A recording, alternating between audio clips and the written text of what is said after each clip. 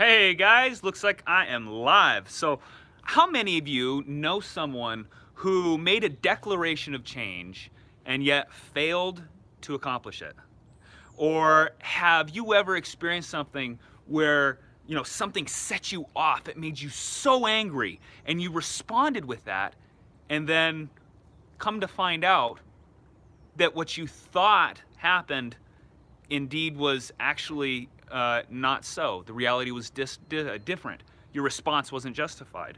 So Seneca says circumstances are what deceive us.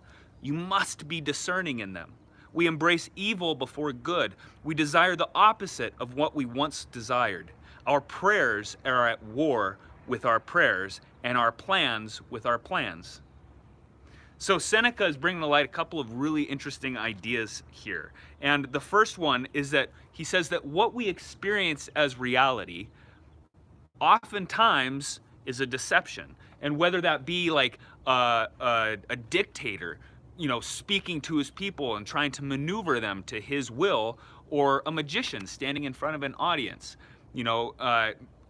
messing with what people see and what people hear and how people feel, and therefore altering perception. So, as we become wiser, we become wiser by being deceived. There are things that happen through our life, where we are deceived by certain things, certain actions, certain people, and every time that happens, when we fall on our face, where we realize that we're wrong, we have the opportunity to grow. And I think that's kind of what he's talking about here, is that, we must be discerning in them, and we only learn to be discerning as we go through that process. So accepting that we have been wrong in life or in our decisions usually requires a fluidity of mind.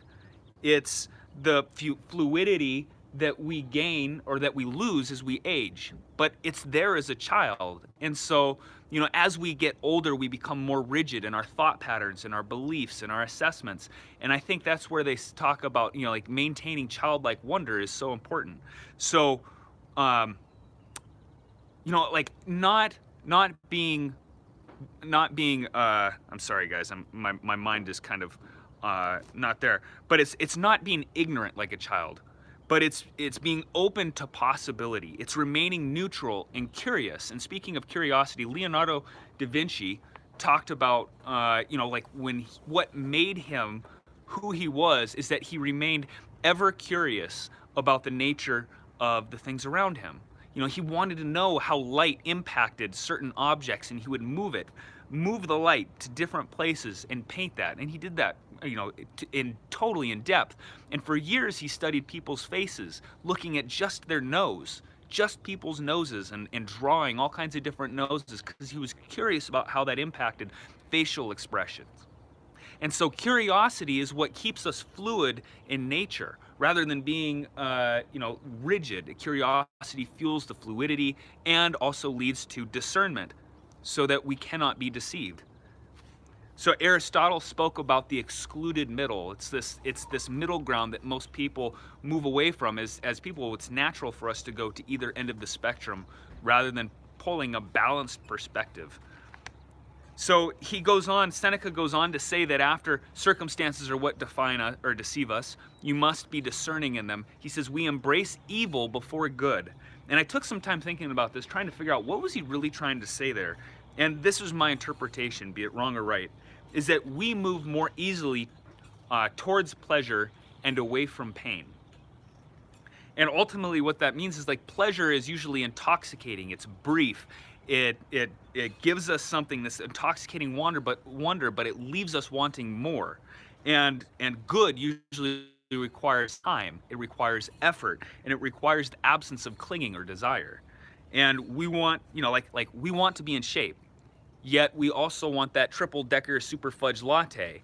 And so trying to find that balanced middle ground of where we are, and that's what leads us to where he goes on to say, we desire the opposite of what we once desired. Our prayers are at war with our prayers, and our plans with our plans.